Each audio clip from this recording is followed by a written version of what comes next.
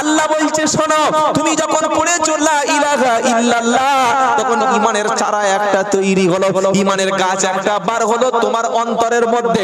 ওই গাছটা বাঁচানোর জন্য ফজরে আসতে হবে, জোহরে আসতে হবে, মাগরিবে আসতে হবে, আসরে আসতে হবে, ফজরে আসতে হবে। দিনের মধ্যে 5 বার তুমি যদি আমার কাছে আসো, তোমার ঈমানটা তবে ঠিক থাকবে। আর জুমার দিন যাবে, আল্লাহ বলছে সপ্তাহে একদিন আসবে, তোমার ঈমানটা কমজোরি হয়ে গেছে। অনেক মুসলমান বলছে হুজুর নামাজ না পড়লে কি হবে, ঈমান ঠিক আছে। আর শিক্ষিত ছেলেরা বলছে হুজুর মনের পর্দা বড় পর্দা। ভাবির সঙ্গে বসে বসে গল্প করছে, শালির সঙ্গে একসঙ্গে বসে বসে গল্প করছে, আর বলছে না না আমাদের অসুবিধা নাই, একসঙ্গে এরকম পাশাপাশি চেয়ার দিয়ে পায়ের সঙ্গে পা দিয়ে, এই ভাবির পা আর এই দেওরের পা, কি শুনছেন আপনারা? হ্যাঁ, এই শালির পা, এই দুলা ভাইয়ের পা, বসে বসে সবাই জলসা এসে এরকম পানানা দিচ্ছে, এরকম করে গল্প করছে।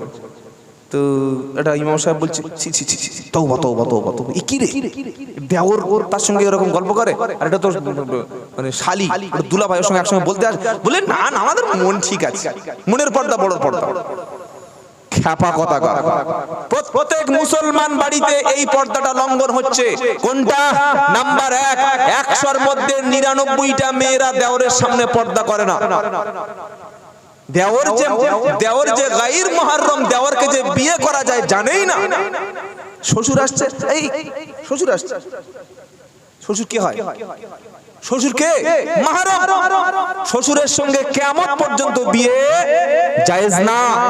কোন মেয়ে ছেলে যদি মুখে কাপড় না দেয়, যদি হাতের অংশটা একটু উঠে যায়, কিংবা আনফরচুনেটলি যদি দুর্ভাগ্যক্রমে বা ভুল করে কিও মাথার কাপড়টা একটু যদি শ্বশুরের সামনে সরে যায়, আবার টেনে নিল, এতে পাপ হবে না। ইচ্ছা করে করা উচিত নয়, কিন্তু দেওরের সামনে মুখ ঢাকতে হবে, দেওরের সামনে বুক ঢাকতে হবে, দেওরের সামনে চেহারা ঢাকতে হবে, দেওরের সামনাসামনি হেসে কথা বলা হারাম। বলুন আপনি কি করে বললেন? নবীকে জিজ্ঞাসা করুন, মিশকাতুল মাসাবির হাদিস। নবী বলছেন ইয়াকুম আদখুলা আলান নিসা, হে পুরুষেরা তোমরা পরনারী থেকে সব সময় নিজেকে দূরে রাখবে। একজন সাহাবা জিজ্ঞাসা করলেন আরাওয়াইতুল হামু, হে নবী দেওর সম্পর্কে আপনি কি বলছেন? কারণ দেওর রান্না করে দেয়, দেওর মাঝে মাঝে গোসলের পানি তুলে দেয়, পায়খানায় পানি তুলে দেয়, জামা কাপড় কেচে দেয়, সুখে দুঃখে সব সময় দেওর। আর ভাবি আপনি দেওর সম্পর্কে কি বলছেন? এবার নবীর কথাটা শুনুন, আমার কথা শোনার দরকার নাই। নবী বলছে আরাওয়াইতুল হামু হামওয়াল মা, দেওর হলো মৃত্যু সমতুল্য। যে নবী বলল দেওরের সামনে বসবে না, দেওরের সামনে হাসবে না, দেওরের সামনে মাথায় কাপড় রাখবে, দেওরের সামনে সেজে গুজে যাবে না। 100-র মধ্যে 99টা বাড়ির বউরা দেওরকে মনে করে ছোট ভাই, ছোট ভাই, ও তো তোমার জন্য জম, তোমার জন্য আজরাইল। নবী বললে তোর মৃত্যু ওটা। স্বামী যদি 10 বছর চলে যায়, ও যে কেমন ভাই বুঝতে পারবি অন্ধকারে গেলে, কেমন ভাই বুঝতে পারবি তোকে একা পেলে। সেজন্য দেওরের কাছে পর্দা করা ফরজ, এটা লিখে রাখুন। আর 2 নম্বর, 100-র মধ্যে 100 বাড়িতে আপনি এখন গিয়ে দেখুন যত জামাই এসছে, শালি আর দুলা ভাইয়ের সম্পর্ক ভাই বোনের মতো। কেন? বলছে না শালি, ছোট শালি আমার বোন। তোর বোন? খেপা বউ মরে গেলে তো শালিকে বিয়ে করা যায়? যায় না, যায় না। যার সঙ্গে বিয়ে করা যায় তাকে পর্দা করতে হয়, যার সঙ্গে বিয়ে করা যায় তার সামনে মুখ ঢেকে যেতে হয়, যাকে বিয়ে করা যায় তার সঙ্গে হাসা যায় না, যাকে বিয়ে করা যায় তার সঙ্গে বসে গল্প করা যায় না। এই শালি আর দেওর, এই দুটো ফিতনা থেকে আল্লাহ আমাদের হেফাজত করুক, সকলে জোরে বলুন আল্লাহুম্মা আমিন। তো আল্লাহ পাক তাই শুনিয়ে দিচ্ছে, নামাজকে আল্লাহ বলেছেন জিকির। যখন আজান হবে দুনিয়ার সব কাজ ফেলে রেখে তুমি আল্লাহর দিকে যাবে। আর সাহায্য, মদদ, আসমানি যত সাহায্য সবকিছু নামে নামাজের মাধ্যমেই। বলুন সুবহানাল্লাহ। সাহাবাদের বিপদ হলে আগে তারা কোনো জায়গায় যেতেন না, 2 রাকাত নামাজ পড়ে আল্লাহর নবী সাহাবারা আল্লাহর কাছে হাত দুখানা তুলে দোয়া করতেন। সাহাবাদের বিপদ হলে আগে চলে যেতেন মসজিদে। জোরে বলেন সুবহানাল্লাহ। কোথায় যেতেন? মসজিদে। ওযুটা প্রথমে করে নিতেন, 2 রাকাত নামাজ পড়ে এমন ভাবে সিজদা দিতেন, সিজদায় গিয়ে দোয়া করলে দোয়া কবুল হয়। জোরে হবে না? পৃথিবীতে কিছু স্পেশাল জায়গা আছে, স্পেশাল সময় আছে, সেই সময় দোয়া কবুল হয়। এক নম্বর হলো ঝিরঝির করে বৃষ্টি হচ্ছে, বৃষ্টির সময় দোয়া করলে দোয়া কবুল হয়। দুই নম্বর হলো ইফতার করার 3 মিনিট বাকি আছে, ইফতারকে সামনে নিয়ে দোয়া করলে ওই সময় দোয়া কবুল হয়। 3 নম্বর হলো তাহাজ্জুদের সময় হয়ে গেছে, রাত 3:30 বেজে গেছে, একদম শেষ রাত্রে বেলা, ওই সময় দোয়া করলে দোয়া কবুল হয়। 4 নম্বর হলো অসুস্থ ব্যক্তি বিছানায় শুয়ে আছে, আপনি তাকে দেখতে গেছেন, তার হাতে একটু ফল দিয়েছেন, হাদিয়া দিয়েছেন। অসুস্থ ব্যক্তি যদি আপনার জন্য দোয়া করে, ও দোয়া তখন আল্লাহ কবুল করে। জোরে বলবেন না সুবহানাল্লাহ। 5 নম্বর হলো তওয়াফ করার সময় দেখবেন কাবা শরীফের উপর থেকে ছাদের যে পানিটা পড়ে, একটা সোনার পাইপ দেয়া রয়েছে, ওর নিচে দাঁড়িয়ে দোয়া করলে ও দোয়া আল্লাহ কবুল করে। কাবা শরীফের মাতাফের মধ্যে মাকামে ইব্রাহিম বলে একটা জায়গা আছে, যেখানে 2 রাকাত নামাজ পড়তে হয়, ওই জায়গায় দোয়া করলে আর আল্লাহ দোয়া কবুল করে নেয়। 7 নম্বর হলো যখন আরাফাতের ময়দানে বিশ্বের সমস্ত হাজী সাহেবরা আরাফাতের ময়দানে চলে যায়, ওই আরাফাতের ময়দানে চোখের পানি ফেলে, ওই জায়গায় দোয়া করলে আমার আল্লাহ দোয়াটা কবুল করে নেয়। জোরে বলুন না। 8 নম্বর হলো আপনি আপনার বাড়ি ছেড়ে মুসাফির হয়ে গেছেন, 77 কিলোমিটার চলে গেছেন, তখন ফজরের নামাজ সুন্নাত 2 রাকাত আর ফরজ 4 রাকাত। জোহরের সময় 77 কিলোমিটার বাড়ি থেকে চলে গেলে জোহরের নামাজ পড়তে হবে শুধু 2 রাকাত, জানা আছে? আসরের নামাজ পড়তে হবে শুধু 2 রাকাত, মাগরিবের নামাজ পড়তে হবে শুধু 3 রাকাত, ইশার নামাজ শুধুমাত্র 2 রাকাত আর বিতির 3 রাকাত। আপনি 80 কিলোমিটার 100 কিলোমিটার দূরে চলে গেছেন, জুমার নামাজ হচ্ছে, আপনি ঘুমিয়ে থাকলে কোনো পাপ নাই, কারণ মুসাফিরের জন্য জুমার নামাজ ফরজ না। মানে বললে জুমার নামাজ পড়ছে গোনা হবে না, এই মশাই জিজ্ঞেস করুন, এগুলো তো আপনার বক্তব্য শোনেন না। মুসাফিরের জন্য জুমা ফরজ না, পড়লে সওয়াব আছে। কি শুনছেন আপনারা? পড়লে সওয়াব আছে। এই মুসাফির অবস্থায় কোন ব্যক্তি যদি দোয়া করে, আমার আল্লাহ ওই অবস্থায় দোয়া কবুল করে। জোরে হবে না? কোরআন পড়ে দোয়া করলে আমার আল্লাহ দোয়া কবুল করে। জুমার দিনে নামাজের পরে দোয়া কবুল হয়। আর একটা সময় দোয়া কবুল হয়, ওই সময়টা হলো সিজদায় গিয়ে বান্দা যখন সুবহানা রাব্বিয়াল আলা বলে আর অন্তর থেকে আল্লাহর কাছে চোখের ভাষা দিয়ে দোয়া করে, মনের ভাষা দিয়ে দোয়া করে। মুখে বলবে সুবহানা রাব্বিয়াল আলা, অন্তর কাঁদবে ছেলের জন্য, বিবির জন্য, বাচ্চার জন্য, অন্তর কাঁদবে গুনার জন্য, অন্তর কাঁদবে কবরের জন্য, জান্নাতের আশায়। ওই সময় সিজদায় গিয়ে চোখের পানি ফেললে আমার আল্লাহ তখন দোয়া কবুল করে নেয়। আমরা সিজদায় কাঁদি না, কি করি? সোনা বেড়া সোনা বেড়া সোনা বেড়া, আল্লাহু আকবার, সোনা বেড়া সোনা বেড়া সোনা। ফেরেশতারা বলছে কি হলো রে? হ্যাঁ, ওকে বলেছি সিজদায় গিয়ে কাঁদতে, আর সোনা সোনা কি বলছে তা ঠিক নাই, আন্দাজে মেরে দিয়েছে। সকলে বলুন নফল নামাজ পড়বো বেশি, আর নফল নামাজে গিয়ে সিজদায় কাঁদলে দোয়া কবুল করে। জোরে বলুন না সুবহানাল্লাহ। নামাজ 10টা 12টা পয়েন্ট বলে দিলাম, এগুলো মনে থাকবে তো? এই জায়গাগুলো দোয়া কবুল হয়। শুনছেন আপনারা? হ্যাঁ, সিজদায় যাবেন, সুবহানা রাব্বিয়াল আলা মুখ থেকে উচ্চারণ হবে, অন্তরটা নিজের পাপের জন্য ফেটে যাবে। কবুল করবেন কে? আল্লাহ। তাই আল্লাহ পাক বলছেন নামাজের একটা নাম হলো জিকির। কিয়ামতের দিন মানুষ যখন জাহান্নামে যাবে, যতগুলো জাহান্নামে যাওয়ার কারণ আছে তার মধ্যে 4টে কারণ। কটা? জোরে বলুন, শুনছেন আপনারা? জান্নাতি ব্যক্তি জান্নাতে যাবে, যাওয়ার পরে উপর থেকে বসে বসে জাহান্নামীদের চিনতে পেরে যাবে। এই সেই আমাদের হালিমের বাপ না, একসঙ্গে বসে চা খেতাম, কি গো আমাদের শামসুদ্দিন চাচা, একসঙ্গে বসে বসে সব দুজন আমরা তাস খেলতাম। ও জাহান্নামে চলে এলো, তো জান্নাতের উপর থেকে উকি মারবে, মেরে বলবে দেখি কাকা কেন এসছে। প্রশ্ন করবে কাকা, বললে কি? বললে তোমার যা স্ট্যাটাস ছিল, গাড়ি ছিল, বাড়ি ছিল, আর তোমার যা সমাজে পপুলারিটি ছিল, তুমি জাহান্নামে এলে কি করে? তখন উপর থেকে প্রশ্ন করছে জান্নাতি ব্যক্তি। কোরআন শোনাচ্ছে, পারা নাম্বার 29, পৃষ্ঠা নাম্বার 17, লাইন নাম্বার 13, আয়াত নাম্বার 42, সূরার নাম মুদ্দাসির। আল্লাহ বলছেন ফি জান্নাতি ইয়াতাসা তাসাআলুন আনিল মুজরিমিনা মা সালাকাকুম ফি সাকার ক্বালু লাম নাকু মিনাল মুসাল্লিন ওয়া লাম নাকু নুতঈমুল মিসকিন। আমার কথাগুলো শুনে ঘাবড়ে যাবেন না। সকালবেলা আমল করার আগে আপনাদের ইমাম সাহেবকে জিজ্ঞাসা করবেন আব্দুল্লাহ জুবাইর যেটা বলে গেল এটা মানা যাবে কিনা। যদি কোরআন হাদিসে ইজমা কে আছে, দলিল যদি থাকে তবে মানবেন, দলিল না থাকলে মানার দরকার। জোরে বলেন। ভুল করি এই জায়গায়, মনে করি হুজুর যেটা বলছে দলিল, বক্তা যেটা বলছে দলিল।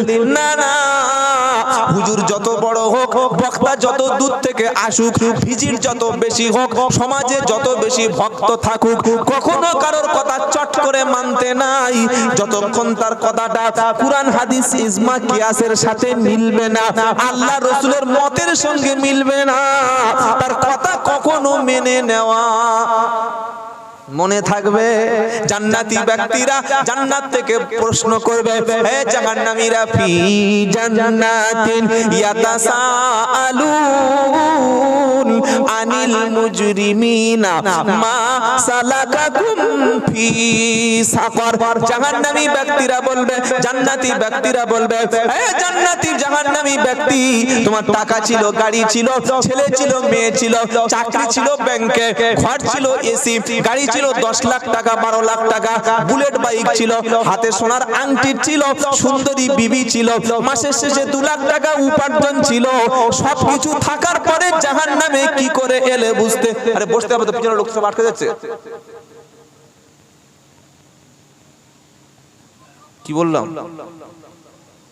এত ঝামেলা করলে ক্যামেরা তো সমস্যা হয়ে যাবে। কি বলছিলাম? আল্লাহ পাক বলছেন বান্দা জান্নাতি ব্যক্তি উপর থেকে বলছে, তুই জাহান্নামে কেন এলি, আসার কারণটা কি? তখন জাহান্নামী বলবে, ভাই আমার সব ছিল, কোনো কিছুর অভাব ছিল না। কি গো, যারা নামাজ পড়ে না বরং তারা অনেক সুখে থাকে, দেখবেন টাকা পয়সা অনেক কিছু আছে, সব আছে, খালি ইচ্ছা করে করে নিজের জাহান্নামটা নিজে কিনে নিচ্ছে। ইমাম সাহেব হাতে ধরছে, ভাই নামাজটা পড়ো, তোমার তো আল্লাহ পয়সা দিয়েছে, কি গো, আল্লাহ তোমার টাকা দিয়েছে, আল্লাহ জমি দিয়েছে, আল্লাহ সুন্দর বিবি দিয়েছে, আল্লাহ ঘর দিয়েছে, সব দিয়েছে, তুমি ফজরের নামাজটা পড়ো না ভাই। তুমি তো ব্যবসা করতে একটু পরে বার হবে, নামাজটা পড়ে একটু ব্যবসা করতে যাও, কি গো, বলে না বলে না? হ্যাঁ, তুমি আসরের নামাজটা একটু পড়ে নাও, সব কিছু আল্লাহ দিয়েছে, অভাব কিছু রাখেনি। তখন কি বলে? তখন একটাই কথা বলে যে আমার হাতে সময় নাই, বলে না বলে না? হাতে সময় নাই, এত ব্যস্ত, এত ব্যস্ত, সময় নাই। এবার কোরআন শোনাচ্ছে, জাহান্নামের গাড্ডায় পড়ে পড়ে চিৎকার করে বলবে, ভাইপো, ওরে তুই যখন নামাজে গিয়েছিলিস, তুই আমাকে হাত ধরেছিলিস, তুই আমার গলায় দড়ি দিয়ে ডেকে কেন নিয়ে গেলি না? ও ভাইপো, তুই ফজরের সময় চলে গিয়েছিলিস, তুই আমার দরজা ভেঙে ফেলতে পারলি না? তুই মসজিদে গিয়ে নামাজ পড়েছিলিস, তুই আমার কানটা ধরে তো টেনে যেতে পারলি মসজিদে যাওয়ার জন্য।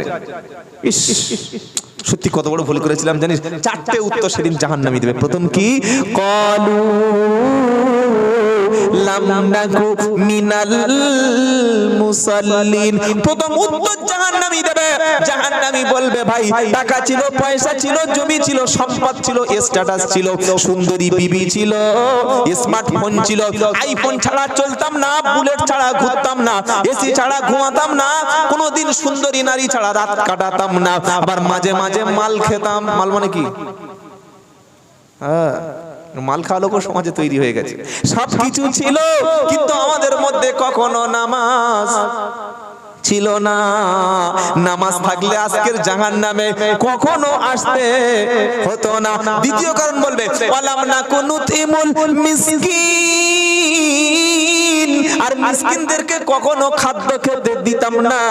আর 3 নম্বর, ওয়া কুননা নাখুদু মাআল খাইদিন, আর আলেম ওলামা দ্বীনের দায়ীদেরকে, কোরআন প্রচার করতে যারা ইমাম সাহেব, মৌলভী সাহেব, আল্লাহওয়ালা ব্যক্তিদের, আলেম ওলামা, টুপি দাড়ি ওনাদের সব সময় আমরা সমালোচনা করতাম। খালি মনে করতাম মৌলভীরা কি করে, এদের কি সমাজে কাজ আছে। আলেম ওলামাদের টিটকারি বিদ্রুপ করতাম, নামাজি পরেশগার লোককে ঠাট্টা বিদ্রুপ করতাম। আর 4 নম্বর হলো, ওয়া কুননা নুকাদ্দিবু বিয়াউমিদ্দিন, আর কিয়ামতের দিনকে আমরা মিথ্যা মনে করেছি। ছিলাম, ভেবেছিলাম কিয়ামত বলে কিছু নাই, মরণ হয়তো হতে পারে, কবরে লাশ তো পচে যাবে, আবার উঠতে হবে না। আল্লাহ বলছে ফামা, এই কথাটা শুনলে চোখ একদম চরকাজ হয়ে যায়। বলে কি কথা বলুন? আল্লাহ বলছে যারা এই চারটে বিশ্বাস নিয়ে মরেছে, 1 নম্বর নামাজ কাজা করত, 2 নম্বর মিসকিনকে খেতে দিত না, 3 নম্বর সব সময় সমালোচনা করত, 4 নম্বর কিয়ামতকে বিশ্বাস করত না। আল্লাহ বলছে ফামা তানফাউহুম শাফাআতু শাফিঈন,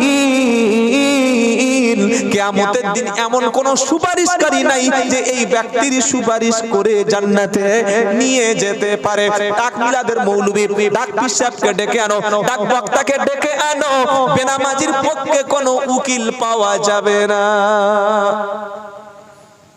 জীবনে নামাজ পড়ে না, পেশাব করে পানি নেয় না, আর 40-এর দিন মিলাদ দিয়ে মাথায় পাগড়ি মারে বসে কি। আর যখন মিলাদ হচ্ছে তখন হুজুরের দোয়াটা কি, রব্বানা যালামনা, এত লম্বা টান দিচ্ছে। যার বাড়ি মিলাদ হচ্ছে সে মাথায় পাশে বসে আছে, আর হুজুর কেঁদে কেঁদে কেঁদে চোখ লাল হয়ে গেছে, দাড়ি থেকে পানি জামা ভিজে গেছে। ফেরেশতা এসে বলছে সর্বনাশ, যার বাপ মরেছে তার চোখে পানি কই? কি গো, যার বাপ মরেনি তার চোখ ভিজেছে, আর যার বাপ মরেছে তার চোখে পানি দেখেছেন কোনদিন? বাড়িওয়ালার চোখে পানি আসে? আসে না। পানি আসে কার? আমার মতো হুজুরের। কেন? আমি তো পাবো কিছু হাদিয়া। মনে রাখবেন, ইমাম সাহেবকে কখনো এই সব ব্যাপারে প্রেসার ক্রিয়েট করবেন না। ইমামের কাছে একদিন গিয়ে আব্বার জন্য কবর জিয়ারতটা শিখে নেবেন, যে কিভাবে কবর জিয়ারত করলে আমার আব্বার কবরটা শান্তি পাবে, এটা শিখে নেবেন। বলুন ইনশাআল্লাহ। জিকিরের 4 নম্বর অর্থ হলো, 3 নম্বর অর্থ হচ্ছে নামাজ। সকলে 5 ওয়াক্ত নামাজ পড়ো, বলুন ইনশাআল্লাহ। বলুন ইনশাআল্লাহ। আপনার বাড়িতে যে সন্তান আছে ভাই, ওটা আপনার কাছে আমানত। ওই সন্তানকে নামাজি বানানো, শিক্ষিত করানো, কোরআন শেখানো, আপনার মেয়েকে পর্দার মধ্যে রাখা, এটা এই 2 ইমাম সাহেব কোনোদিন করবেন না। তারা বলে দিয়েন তাদের দায়িত্ব শেষ হয়ে যাবে। আমি আব্দুল্লাহ জুবায়ের 364 দিন আপনার এখানে আসবই না, আর কোনোদিন কোনো প্রয়োজনও আসার নেই। আমি বলে দিয়ে গেলাম, দায়িত্ব শেষ হয়ে গেল।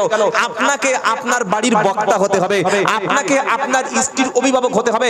নামাজের সময় মসজিদে বাচ্চাকে আপনি নিয়ে যাবেন, আপনার মেয়েটাকে শিক্ষার জন্য আপনি প্রয়োজনে তাকে প্রেসার ক্রিয়েট করবেন। আপনার বাচ্চাটা দ্বীন ইসলাম অনুযায়ী চলছে কিনা প্রত্যেকের দায়িত্ব নিতে হবে। নবী ইনশাআল্লাহ, বলুন ইনশাআল্লাহ। জিকিরের 3 নম্বর অর্থ বলেছি নামাজ। জিকিরের 4 নম্বর অর্থ হলো, আচ্ছা ঠিক আছে ইনশাআল্লাহ, অসুবিধা নেই।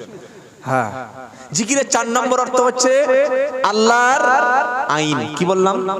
আল্লাহর আইন। সুদ খাওয়া না, আইনটা মৌলভী সাহেবদের ফতোয়া, তাই তো?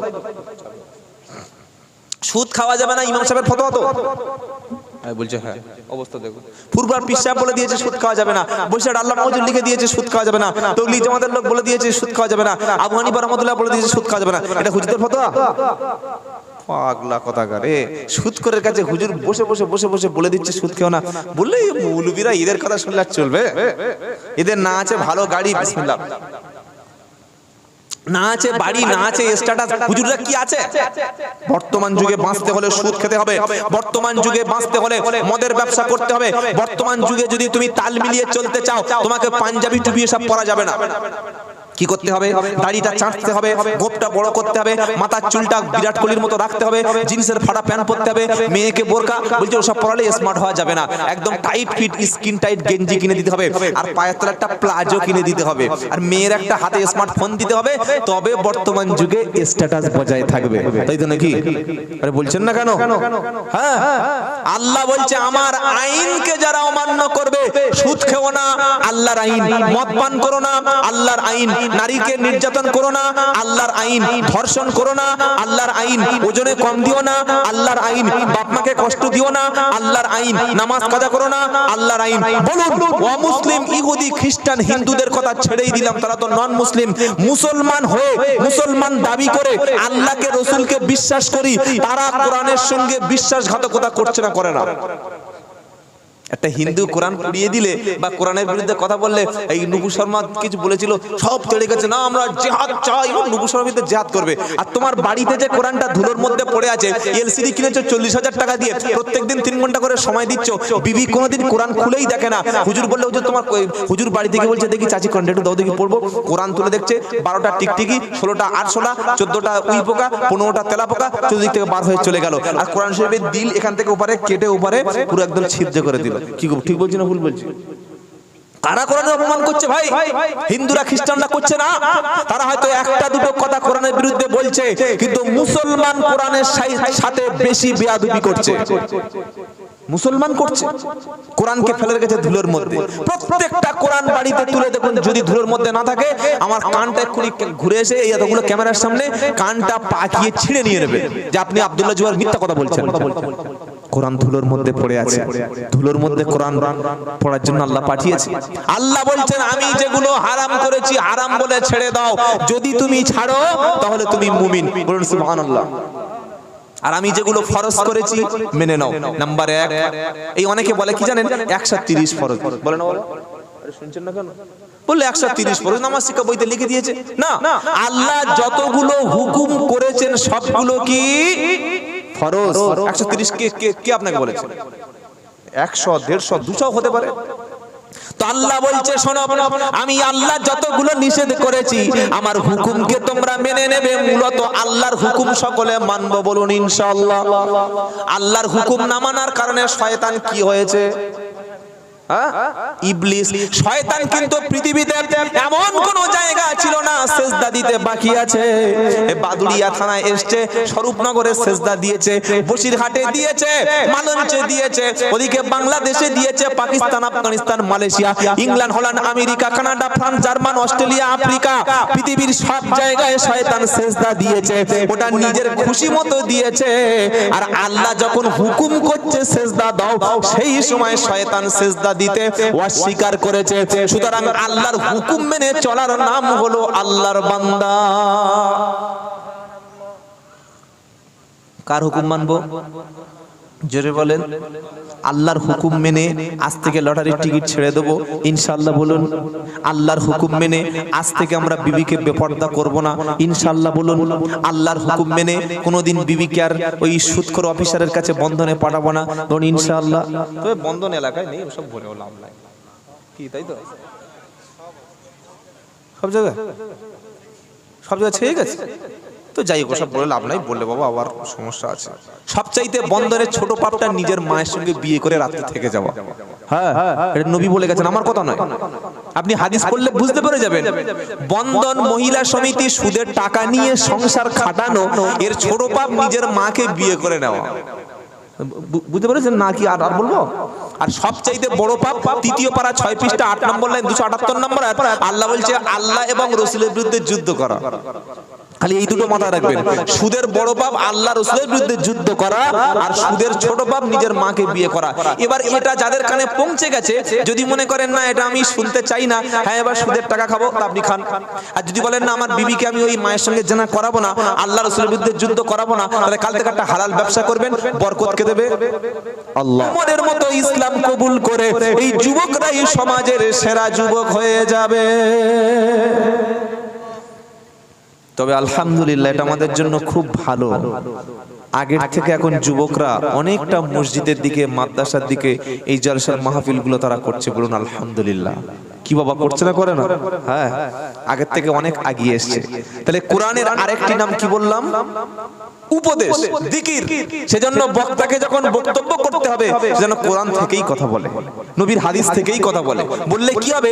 সমাজের মানুষ যাদের মধ্যে আল্লাহর প্রতি ঈমান আছে, তাদের ঈমান থাকার কারণে বক্তব্য শুনে তারা তাদের আল্লাহর প্রতি ভয়ে জন্মাবে, তারা হেদায়েত হয়ে যাবে, বলুন সুবহানাল্লাহ। আর কোরআন ছাড়া পৃথিবীতে কোনো কিতাব, কোনো বই, কোনো পুস্তিকা, কোনো জীবনী, কোনো ঘটনা, কোনো স্টোরি, কোনো কিসসা মানুষকে হেদায়েত দিতে পারে না। এটা আল্লাহর কথা। আল্লাহ বলছেন হেদায়েতের কিতাবের নাম হলো কোরআন। কি গো, সূরা বাকারা প্রথমে নাই? আলিফ লাম মিম যালিকাল কিতাবু লা রাইবা ফি হুদাল লিল হুদাল্লিল কি? হ্যাঁ, কি সুন্দর কথা। দালিকাল কিতাবু লা রাইবা ফি। কুরআন পড়লে কি মজা হবে আপনি বুঝতে পারবেন না। আল্লাহ বলছে ওই সেই কিতাব যার মধ্যে কোনো সন্দেহ নাই, যার মধ্যে কোনো ভুল নাই, বৈপরীত্য নাই, দু নম্বরই নাই, কোনো রকম সন্দেহের অবকাশ নাই। আর কোরআনটা কাদের জন্য? হেদায়েত, হুদাল্লিল মুত্তাকিন। মুত্তাকি যারা, পরেজগার, খোদাভীরু যারা, তাদের জন্য কোরআন হলো হেদায়েত। জোরে হবে না? মুত্তাকিদের জন্য কোরআন হেদায়েত। কোরআনের দ্বিতীয় নাম বলেছি জিকির, উপদেশ। আজকের পশ্চিম বাংলা প্রচুর জলসা হয় ভাই, শুনে রেখে দেন। অধিকাংশ জলসাগুলিতে গিয়ে দেখি কি বক্তব্য করছে আর কাকে বক্তা হিসেবে দাওয়াত করেছে। গীবত, কাফের, কাফের ফতোয়া দিচ্ছে। এই ওই দলের লোক কি, ওটা কোন দল? ওরা আমাদের তরিকার লোক না, কাফের বলছে না, বলে না। জলসায় বসে একটা বক্তা আরেকটা বক্তাকে কাফের বলছে, শুনেন নাই? হ্যাঁ, জলসায় বসে একটা বক্তা বলছে অমুক হুজুর যদি আসে আমি আর যাচ্ছি না। এই সাধারণ মানুষ কি শিক্ষা নেবে? আমি যদি বলি যে ইমাম সাহেব যদি আমার পাশে পাশে, আমি উঠে চলে যাব, বক্তব্য করবো না, তাহলে আমি নিশ্চয়ই আলেম বলে মনে হচ্ছে? আরে বলছেন না কেন? হ্যাঁ, প্রচুর বক্তা আছে, আমি নাম লিস্ট বলে দিতে পারি। তারা বক্তব্যের আগে বক্তার স্টেজে আসার আগে জিজ্ঞেস করে কোন বক্তা রে? আমার সঙ্গে ঘটেছে, বললে আব্দুল্লাহ জুবায়ের, গাড়ি ঘুরিয়ে চলে গেছে। কেন? ওই না, ওর সঙ্গে আমরা বক্তব্য করি না। ও তো জানেই ধরা পড়ে যাবে, পড়াশোনা করে না, কি গো আন্দাজে একটা ঘটনা মুখস্থ করে চলে আসে। সেজন্য মনে রাখবেন, বক্তব্য যখন শুনবেন কুরআন থেকে, নবীর সুন্নাহ থেকে, সাহাবাদের জীবনী থেকে, ইনশাআল্লাহ পরিবর্তন হবে। বলেন ইনশাআল্লাহ। যদি বক্তা দেখেন ভুল কথা বলছে, শরীয়ত বিরোধী কথা বলছে, মানুষকে বিভ্রান্ত করে দিচ্ছে, উল্টোপাল্টা কথা বলে, আমরা মনে করি না হুজুরের ভুল ধরলে যদি বদদোয়া করে কিচ্ছু হবে না।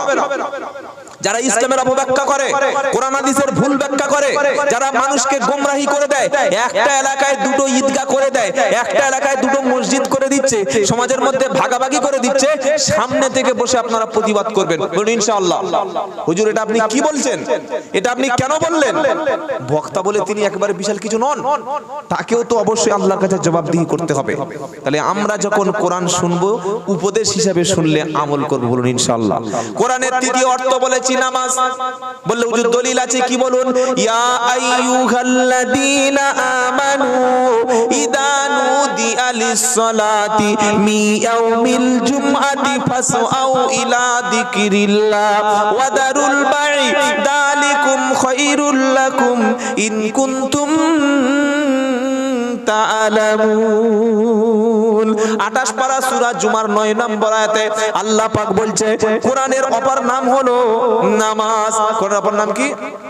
নামাজের একটা মানে নামাজের একটা অংশকে আল্লাহ জিকির বলেছে। নামাজ হচ্ছে জিকির। নামাজ কি গো? জিকির। নামাজকে আল্লাহ বলছেন জিকির।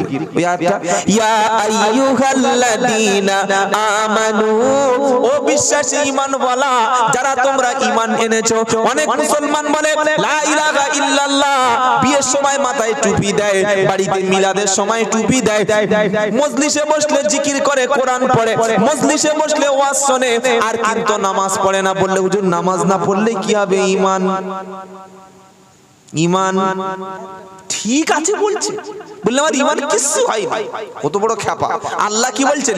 ইয়া আইয়ুহাল্লাযীনা আমানু ইযা নুদিয়া লিস-সালাতি মি ইয়াউমিল জুমআতি ফাসআউ ইলা যিকরিল্লাহ ওয়া দারুল বাই যালিকুম খায়রুল লাকুম ইন কুনতুম তা'লামুন। ও বিশ্বাসী ঈমানওয়ালা, যখন তোমাদেরকে জুমার দিনে আমার ঘরে নামাজের দিকে ডাকা হবে, কাজকর্ম ব্যবসা বাণিজ্য ত্যাগ করে যিকরিল্লাহ, যিকরিল্লাহ মানে মুফাসসিরিনরা বলেছেন নামাজ, সমস্ত কাজকর্ম ত্যাগ করে তুমি দৌড়ে আসবে, ছুটলে আসবে আমার জিকিরের দিকে, নামাজের দিকে তুমি ধাবিত হবে। বলুন ইনশাআল্লাহ। বলুন ইনশাআল্লাহ। বিয়ে করে বিবিকে রেখেছে বাপের বাড়ি, ফোনে কথা বলে না, বিবি অসুস্থ হলে দেখে না, বছরের পর বছর খবর নেয় না। 5 বছর পরে কিংবা বছরে একদিন যদি বিবিকে গিয়ে বলে বিবি আমি তোমার খুব ভালোবাসি, জুতো খুলে মারবে না? মারবে না? এখনকার যে বউ মোটে ছাড়বে না। কি গো, বাজারে গিয়েছে, বউ ফোন করছে, হ্যালো কোথায় আছে গো? বললে এই বাজারে। বললে 500 টমেটো আনবে তো। আর এক কাজ করে, বললে কি? বললে আমার জন্য একটা ওই মুখে মাখা একটু ওই ফেয়ার লাভলি আনবে। তো স্বামী বেচারিটা টমেটো কিনতে গিয়ে ফেয়ার লাভলি ভুলে গেছে। হয় না, হয় না? বাড়ি এসছে, ব্যাগ দেখি টমেটো আছে, ফেয়ার লাভলি কই? তোমার বলেছি না আমার প্রতি তোমার কোনো ভালোবাসা নাই, কোনো টান নাই, তুমি বাজারে মেয়েদের এরকম বলো না, বলো না। কি বলছেন আপনারা? এখনকার মেয়ে, আগেকার মেয়েদের কথা ছেড়েই দিলাম। এখনকার মেয়ের সঙ্গে একটু সামান্য খারাপ ব্যবহার করলে তারপরে দেখবো অন্য ছেলের সঙ্গে ফোন করছো, আর আপনার কোনো পাত্তা দেবে না। আল্লাহ বলছে, শোনো, তুমি বছরে যদি একদিন বিবির সঙ্গে সময় দাও, ও বিবি তোমার থাকবে না। আপনি বাজারে একটা দোকান করলেন, খালি বছরে 2 দিন করে দোকান খুলবেন বা সপ্তাহে 1 দিন করে দোকান খুলবেন, ব্যবসা চলবে তো? বলছেন না কেন? চলবে না। একটা আপনি গরু কিনলেন, সারা সপ্তাহ খাওয়াবেন না, শুধু রবিবার করে গরুর খাওয়াবেন, পানি দেবেন, খড় দেবেন, ঘাস দেবেন, খড় দেবেন, গরু বাঁচবে? গরু দুধ দেবে? দেবে না। গাছ পুঁতেছেন, কোনো যত্ন নেয় না, ও গাছ কোনোদিন হবে না।